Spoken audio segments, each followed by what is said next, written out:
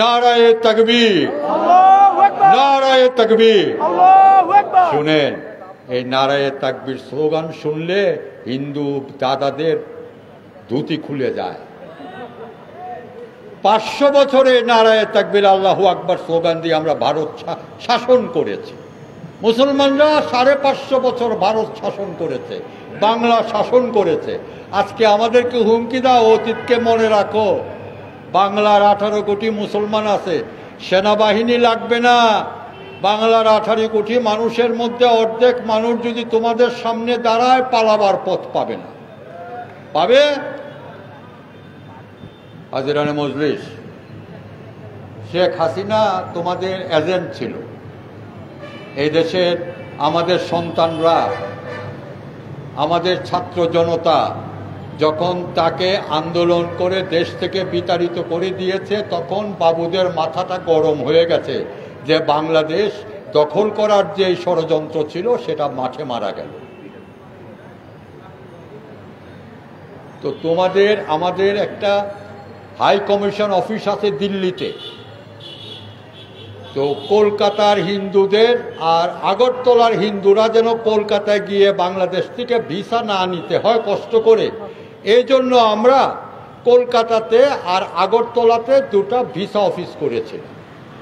তোমরা যখন এটা ভাঙছো, এটারে অগ্নিসংযোগ করছো, তাহলে তোমরা আর আমাদের বাংলাদেশের ভিসার প্রয়োজন নাই, এটাই তো ধরে নেব।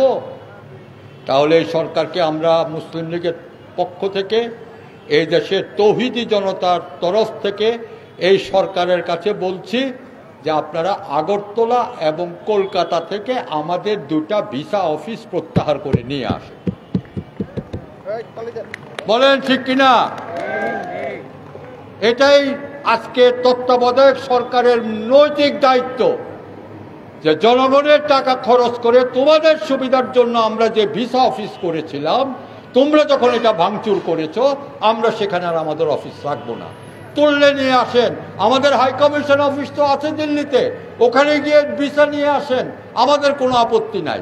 আরে মুসলমানরা তো উদার, মুসলমানরা তো জন্মের পর থেকে সূরা কাফিরুনে বিশ্বাস করে। শুনো, বেশি নাড়াচাড়া করো না, 7 রাজ্য কিন্তু তোমাদের হাতের বাইরে চলে গেছে। হ্যাঁ, এই দেশের জনগণ যদি 7 রাজ্যের স্বাধীনতার আন্দোলনকে সমর্থন করে, দিল্লি তুমি 7 রাজ্য রাখতে পারবে না। পার্বত্য চট্টগ্রাম দখল করতে চাও, আসো দেখি পার্বত্য চট্টগ্রাম নিতে পারো কিনা। আমরাও 7 রাজ্যকে স্বাধীন করার জন্য আজকে থেকে ওয়াদা করব, গোটা 18 কোটি মানুষে 7 রাজ্যকে স্বাধীন করে দিতে হবে। তাহলে আমাদের নিরাপত্তা নিশ্চিত হবে। 7 রাজ্যে যাওয়ার জন্য শেখ হাসিনা আমাদের বুকের উপর দিয়ে ট্রানজিট দিয়েছে, ট্রানজিট নয়, করিডোর। হ্যাঁ, আমাদের বুকের উপর দিয়ে করিডোর দিয়েছে। তার সৈন্য যাবে 7 রাজ্যকে নিয়ন্ত্রণ করার জন্য। আমাদের দেশের উপর দিয়ে সৈন্য নিয়ে যাবে, আর আমাদের ছেলেরা বসে বসে আঙ্গুল চুষবে। আরে আমাদের তো মাথার মধ্যে কাপড়ের কাপড় বাঁধা আছে বেটা, আমরা তো শির দিয়ে দিব কিন্তু শিরস্ত্রাণ দেব না।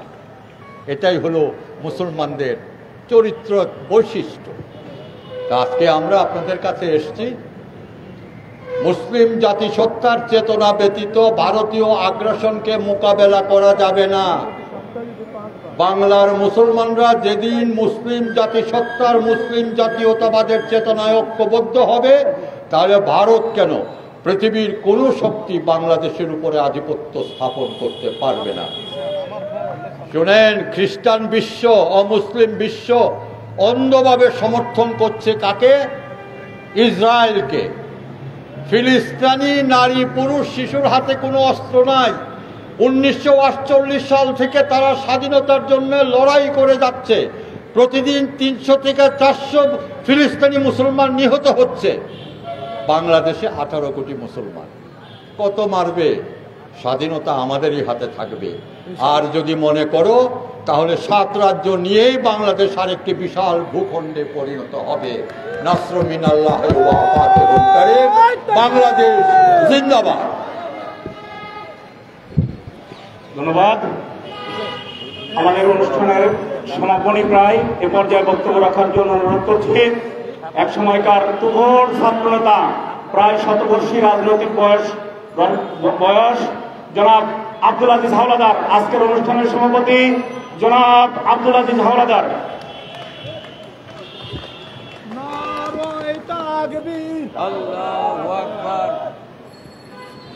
আসসালামু আলাইকুম ওয়া রাহমাতুল্লাহি ওয়া বারাকাতুহু।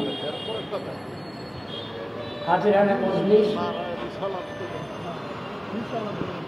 এই সূর্যাস্তের পূর্বক্ষণে আপনারা কষ্ট স্বীকার করে আমাদেরকে কথা বলার সুযোগ দিয়েছেন, এই জন্য প্রথম শুকরিয়া আদায় করি আল্লাহর কাছে।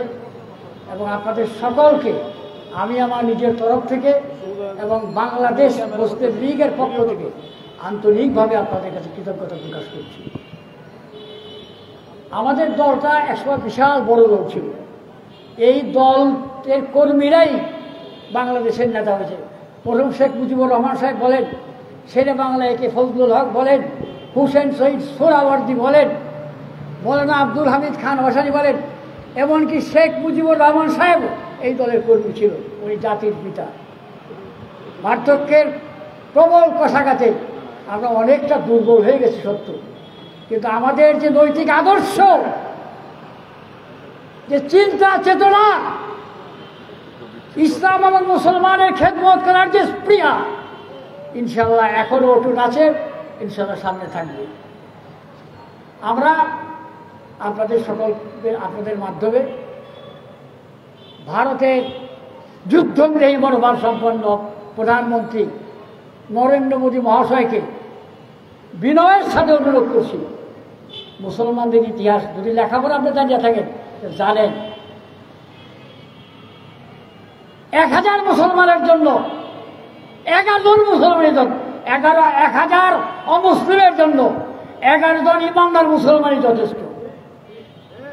আপনারা যা করেছেন, এত জঘন্য কাজ আপনারা করেছেন, আপনার দেশের সাধারণ মানুষের সুবিধার্থে উপকার করার জন্য আমরা কলকাতা এবং আগারতলায় আমরা ডেপুটি হাই কমিশন অফিস করেছিলাম বাংলাদেশ সরকারের খরচে। সেটা আপনারা অপমানিত করেন নাই। আপনারা এমন অপমান করেছেন যে আমাদের প্রতি, আমাদের জাতীয় পতাকাকে আপনারা অপমান করেছেন। এর ফল একদিন না একদিন আপনাদের ভুগতে হবে। আমরা আশাবাদী যে ভারতের পররাষ্ট্র মন্ত্রী আসছেন, উনি আইসা বাংলাদেশ সরকারের কাছে উনি বিনয়ের সাথে ক্ষমা চাবেন এবং ভবিষ্যতে এরকম অমার্জনীয় অপরাধের ধৃষ্টতা আর কোনদিন না দেখায়। আমরা আপনাদের কাছে বলতে চাই, এদেশে যারাই ক্ষমতায় এসছে, আওয়ামী লীগ ক্ষমতায় আসছে, জাতীয় পার্টি ক্ষমতায় আসছে, বিএনপি ক্ষমতায় আসছে, আমরাও এই দেশটায় ক্ষমতায় ছিলাম। আমরা এই দেশটা ভাগ করেছি। ঢাকা শহর কারা তৈরি করেছে? এই বড় বড় দালান, এই সচিবালয়, এই রাস্তাঘাট, এই রেল স্টেশন কারা তৈরি করেছে? বিমানবন্দর, পার্লামেন্ট হাউস কারা তৈরি করেছে? ফখর করেন যে রেল সেতু, পদ্মা সেতু করছেন, রেল সেতু করছেন। আরে তখনকার মুসলিম লীগ নেতারা কমিশন খাইত না। মুসলিম লীগের কোন নেতার বিরুদ্ধে টাকা চুরি, দুর্নীতির কোন অপরাধ, অপবাদ কোনোদিনই হয়নি, ইনশাল্লাহ কোনোদিন হবে না। আর মাশাআল্লাহ আপনারা যারা ক্ষমতায় এসেছেন, আপনারা ওরে একদল আরেক দলের চুল কর, আরেক দল আরেক দলের চুল কর। মুসলিম লীগের কাছে শিক্ষা দেন। নির্বাচন 1954 সালে যারা কিছু প্রবীণ মানুষ আছেন, 1954 সালে মুসলিম লীগ ক্ষমতায় থেকে নির্বাচন দিয়েছিল।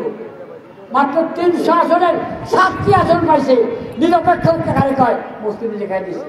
আর যখন যেই দল ক্ষমতায় আসে, নির্বাচন যারাই যখন করেছেন, ইনশাআল্লাহ নির্বাচনের নামে প্রহসন করেছেন।